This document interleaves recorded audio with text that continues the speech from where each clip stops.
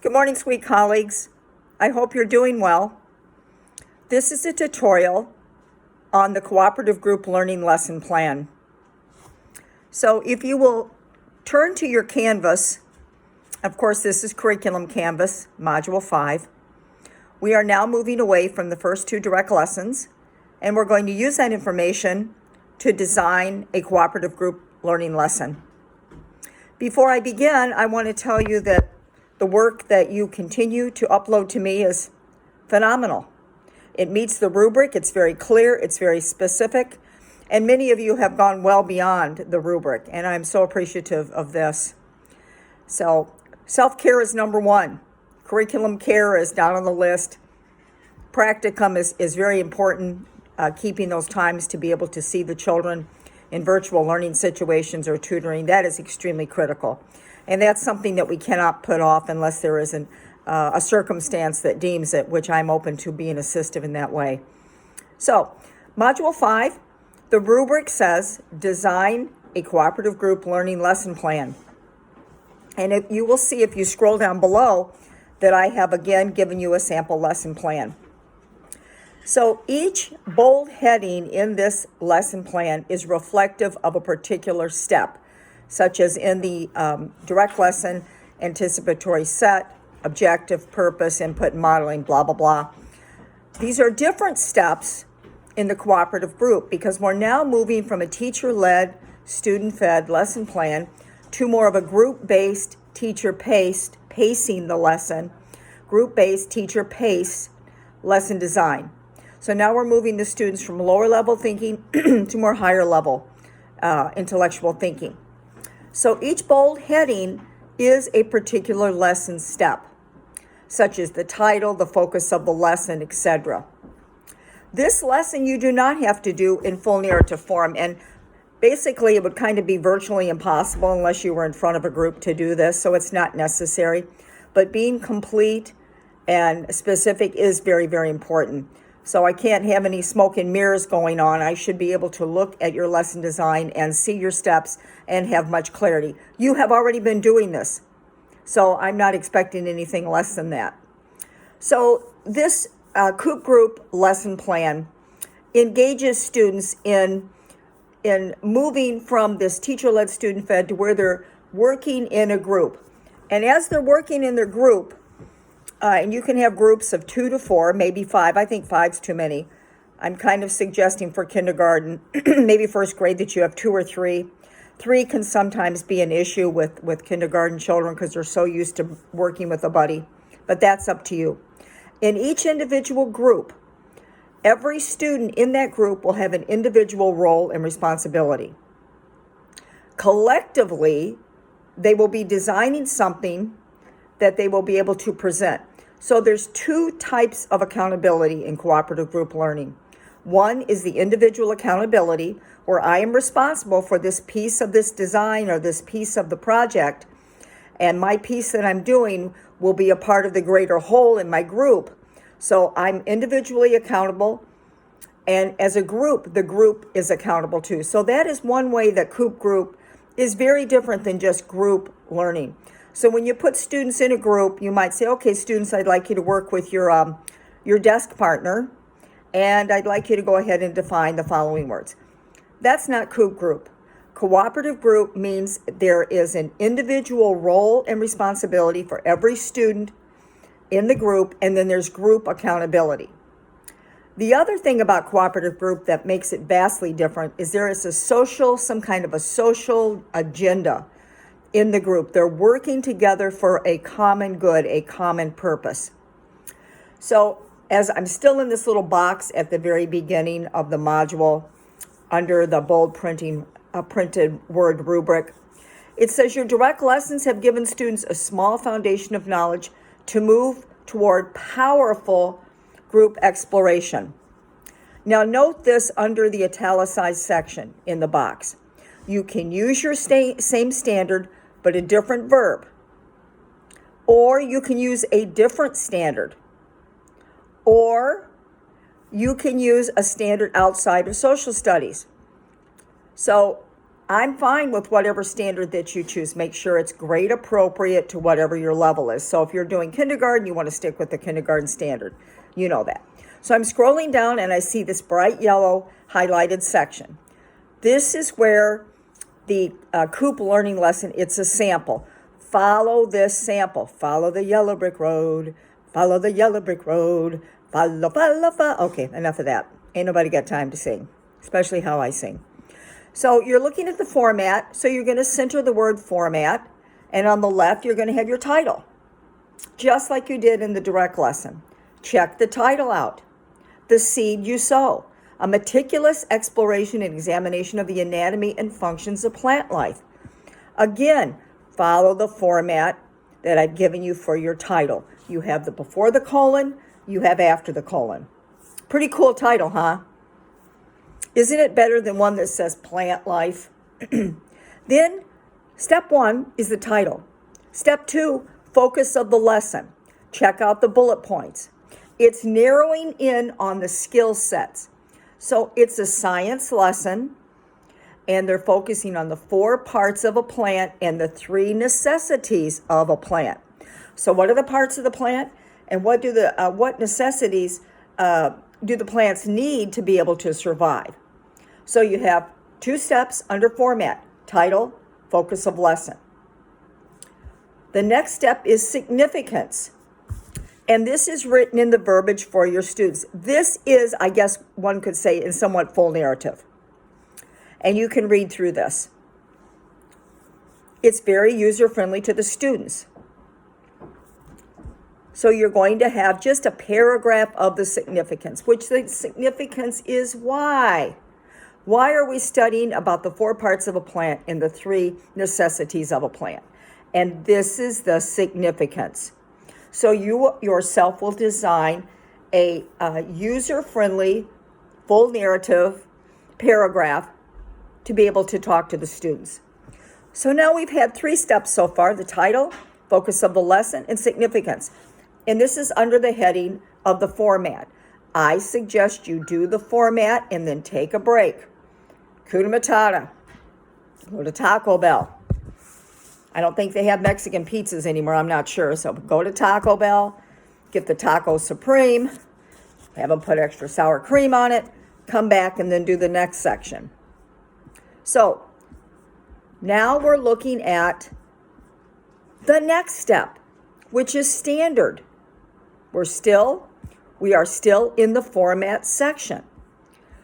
In the format section, we have the title, focus of the lesson, standard, objective, and materials. So let's go back up to the standard. You're going to cite a grade level standard. You're going to highlight the verbs. Now note in this particular standard that there is a highlighting of the verb determine and a highlighting of the verb function.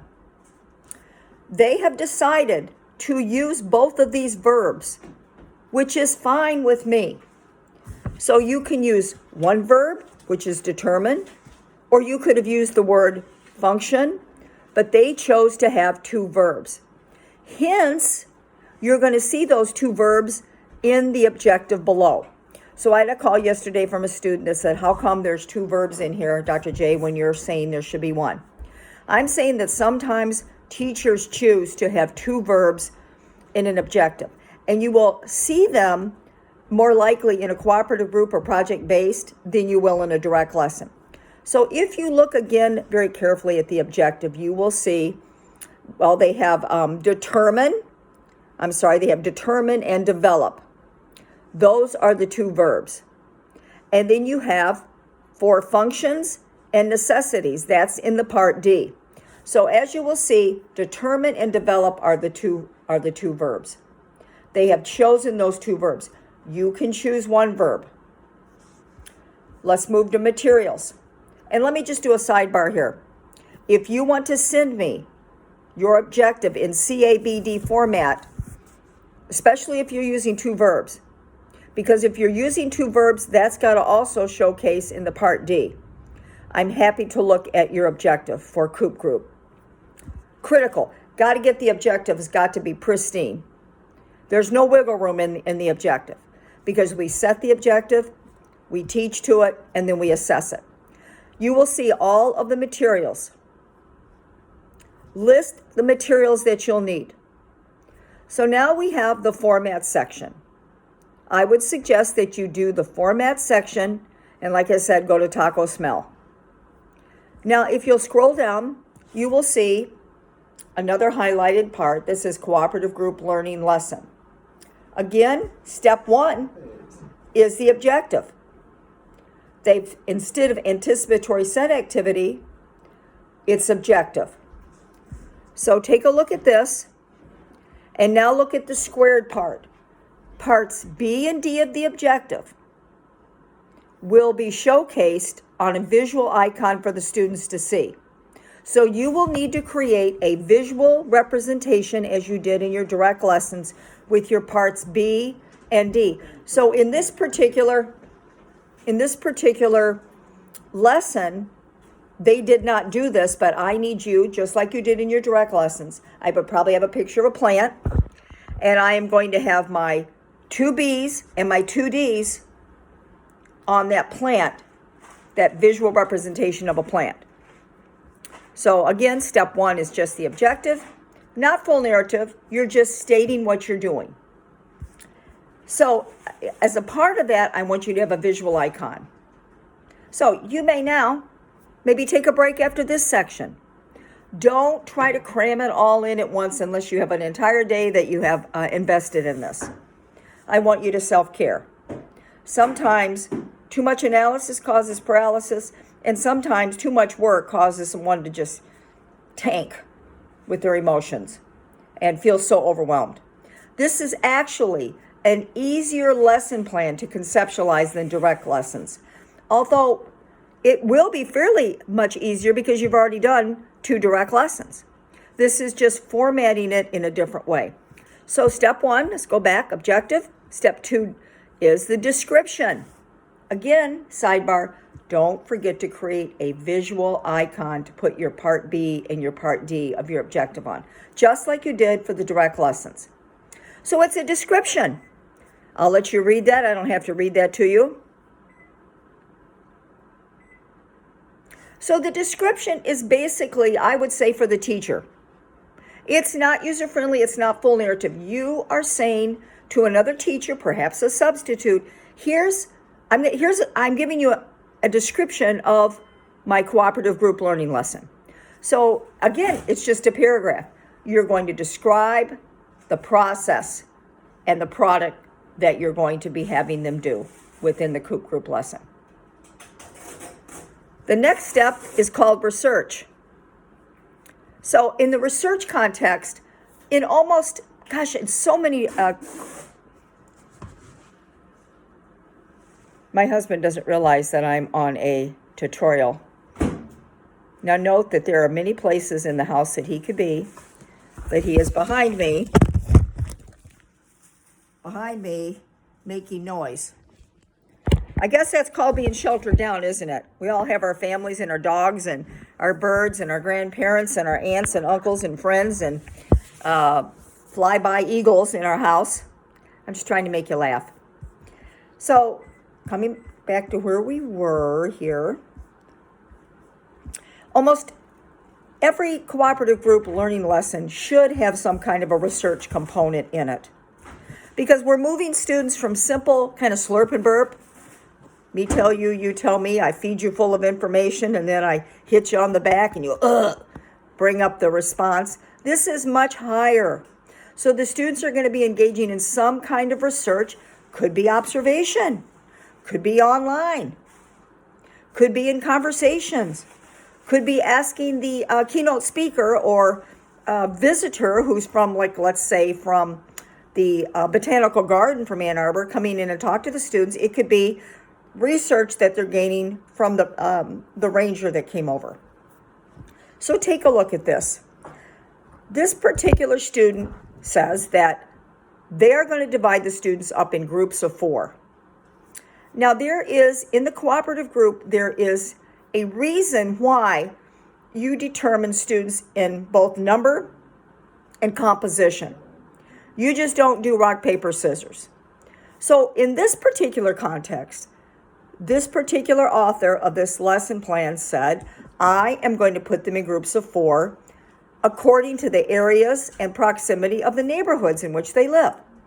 Because perhaps there is some reason for that, which could perhaps be something about how plant life could differ.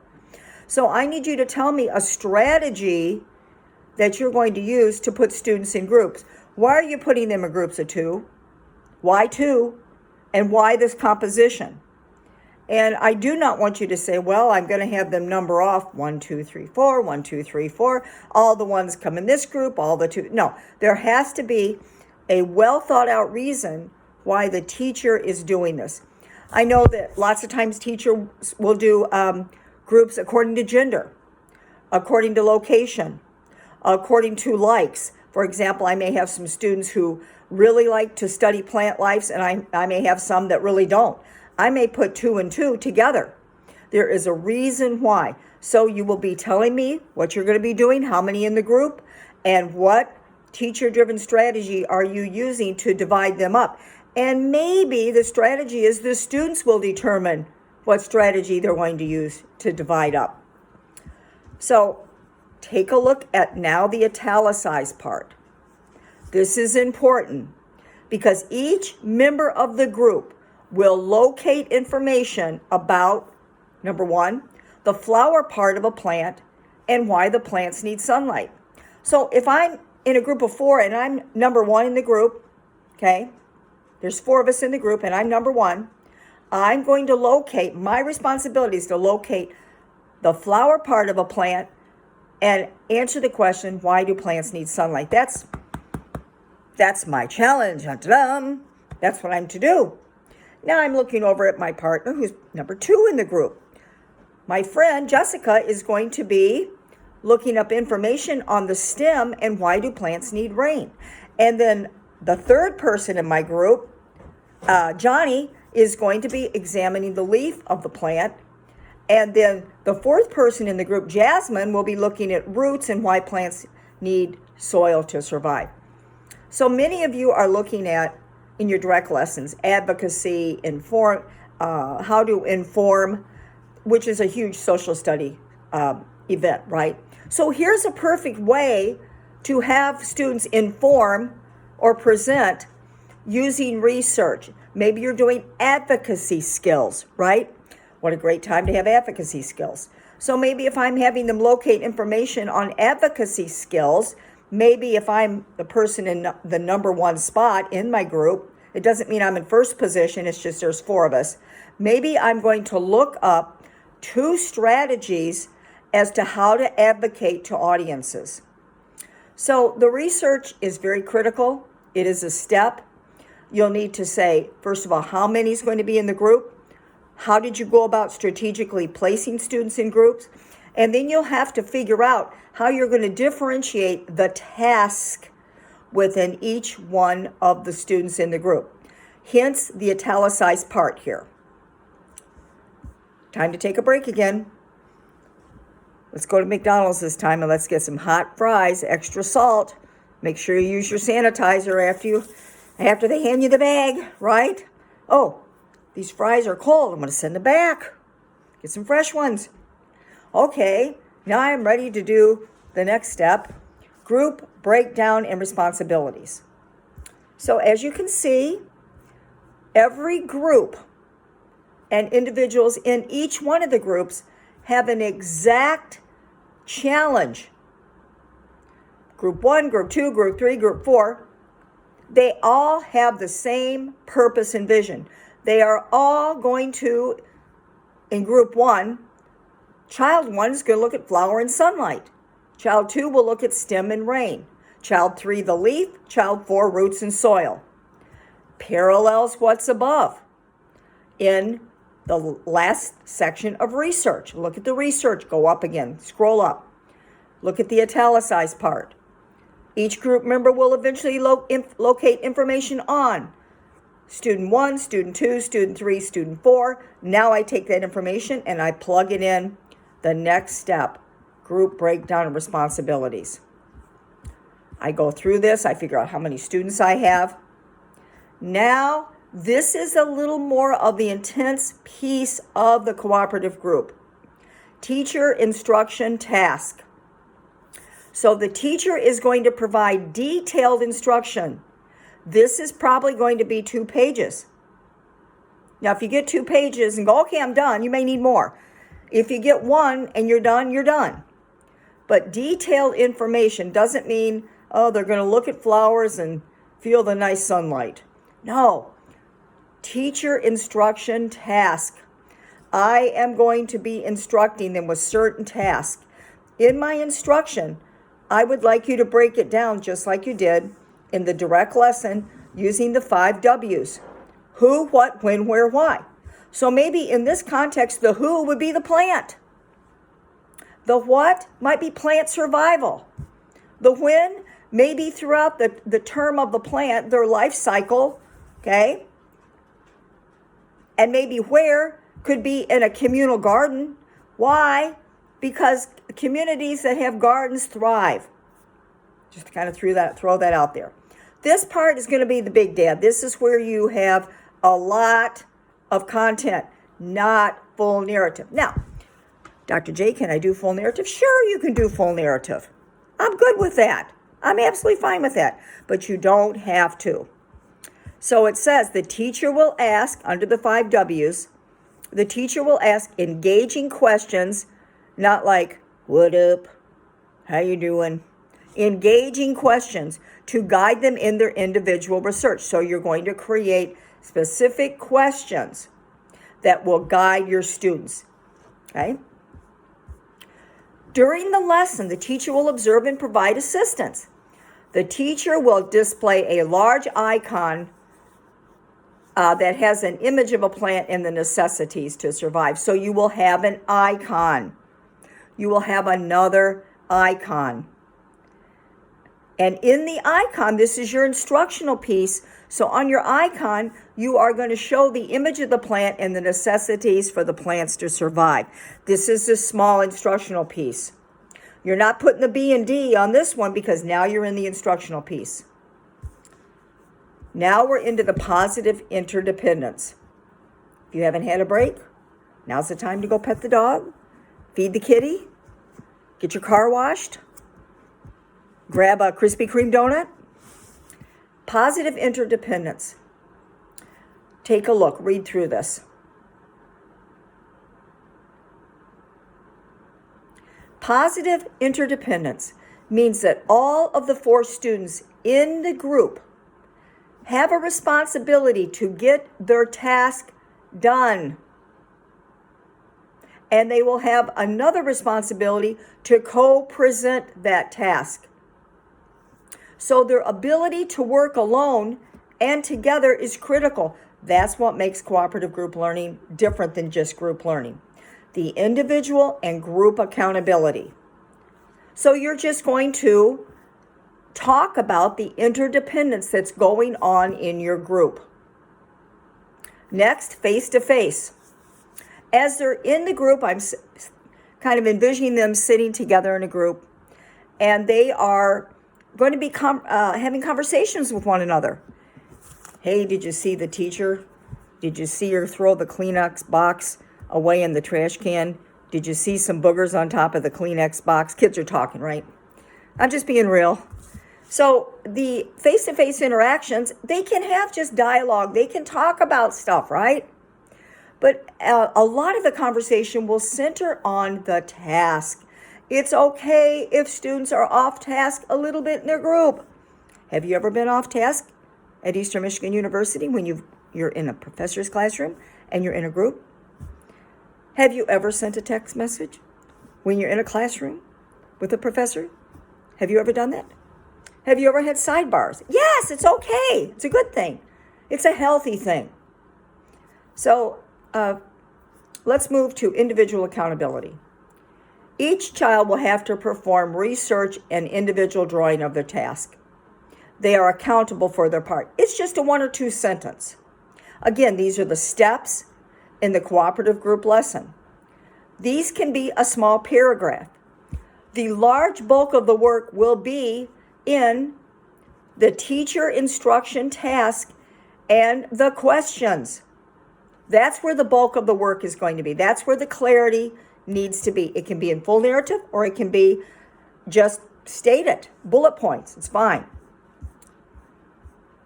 Now we have interpersonal and small group social skills. As I'm observing as a teacher, you want to talk about my observation as a teacher. What am I going to be looking for? How am I going to be available to them for assistance? I swoop in, I swoop out. I'm not necessarily doing instruction. I'm going to also meet with each group individually. So if you will parallel your work to this particular section, I think it will be assistive. I don't want you to copy what I've written here or what another student in my class had done this last year, this Coop group lesson, but put your own spin on it. And the same thing with the group processing. It says the plant diagram that each group creates will be used for group reflection. So there needs to be a group processing component. And that's one thing that's pretty much different, I would say, than like direct lesson. There's not really processing group interaction because it's teacher-led, student-fed. It's getting them the foundation as soon as you can so they can move into doing cool things like cooperative group. And it says after each reports, the entire group will report out how they work together. So in the group, each student will report out orally to their group. And after each reports, the entire group will report out how they work together to the entire class. So they're processing individually, each in the group, and then collectively as a group to the whole class. We have 2 steps left. Time to grab the chips, dip them in the yogurt, save calories. Fat-free yogurt, chips go together. Checking for understanding. Each group will reflect orally to the entire class, naming 2 things that they learned as a group.